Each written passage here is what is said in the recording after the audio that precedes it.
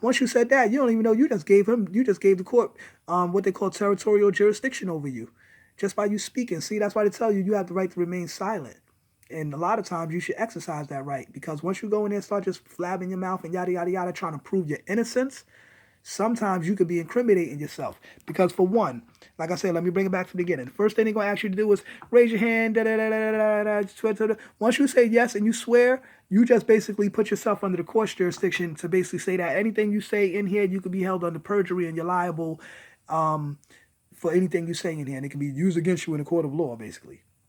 So for one, I tell them, no disrespect to the court, but I don't swear. I don't participate in that ritual. I don't necessarily say Masonic ritual, but I don't participate in that ritual. And they understand exactly what I'm talking about because rituals dealing with rites, like Brother Polite was breaking down about Rite Aid, you know what I'm saying? They're dealing with rituals and sorceries and all types of shit, man. But anyway, so yeah, once you state your name, da da da da da. My name is da da da da. You just gave them what's called personal jurisdiction. Why is it personal jurisdiction? Because they have jurisdiction over your person. You're that same person. So you're saying, oh, so you're the same person that's on this birth certificate and this ID that I have before me, Mr. So and so or Mrs. So and so. Yeah, my name is so. Oh, and where do you live? Oh, I live at 123 Sesame Street. And oh yeah, you live at 123 Sesame Street. Oh, okay, yes, okay. You just gave us what's called territorial jurisdiction over you. Okay, thank you, Mr. So and so, Mrs. So and so. And okay, so what took place? Let's hear your side of the story. I mean, they don't exactly do it like that because usually, unless you're coming there representing yourself, then they'll have you speak on your own behalf. But usually, you'll have the lawyer or the so-called legal aid representing you if you're not in your proper person. If you're going to be the slave and let them do what they want to do with you. You know what I'm saying? And sometimes you got to do that too. Sometimes you got to kind of use them to get your foot in the door and then flip the script on them. Like, then you slap the papers on them like, bam. And be like, yeah, we'll acknowledge that affidavit. And really, you should do that from the jump, from the door. But sometimes you got to kind of get in there and then maybe try to flip the script on them because if you come in there straight from the door, you're kind of giving them a heads up on what you're trying to do. And they may try to pull all their monkey wrenches on you, you know what I'm saying, before you get a chance to get your shit off. It's like poker. You never show your hand in poker, you know what I'm saying? So anyway, um, AZ said, life is a chess game, two sides, the best remains. So they get personal jurisdiction once you say your name. Once you say your address, they got territorial jurisdiction.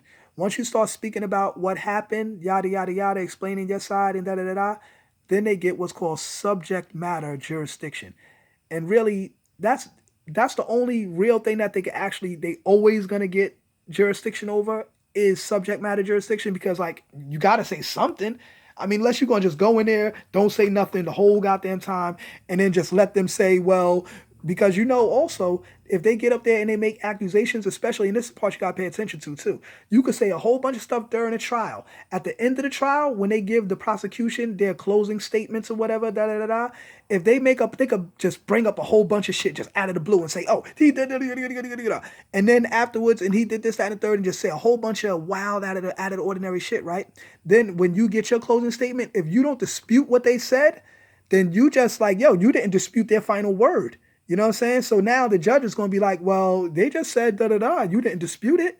So, hey, you know what I mean? And that's some bullshit too because you don't know what's going on. You know what I'm saying? You don't know like you don't like because after this is done, you don't get another chance to say, hold up, but wait a minute. I meant to say, I didn't get a chance to say nah, because that's your final statements. So once they make these final statements, you got to pay attention to everything they say. And when you make your final statements, make sure you rebut whatever they said and also state what you say. You know what I'm saying? So these are just key factors of like a trial and shit like that because I done been through them. You know, so I done been through this shit. You know what I'm saying? So these are the certain things that go on. But see, me being wise, I studied up on this shit. So now, okay, now going into standing. So jurisdiction, they got personal jurisdiction when you say your name, territorial jurisdiction when you state your address. When you start talking about what happened, that's subject matter jurisdiction, and there's mad other jurisdictions too. I got this study thing I could go to. I mean, it's fucking crazy, man. They got so many, and also now another thing too. Look up a dude named David Wine mill, mill, David Windmiller, Wine Miller, but it's spelled Wyne, Miller, Wine Miller, or Windmiller, David Windmiller. And that dude is mad deep. He talks about syntax. Syntax, when you're writing an affidavit, it's called syntax. Like you might want to like double space your words. Remember how they did that like in writing in English class and all that shit? They double space words. You're like, why do you do that? That's called syntax. That's having your paperwork syntactically correct. You're not talking grammatically correct and all that. You got to have your affidavit syntactically correct. That's another aspect too, and how you write things.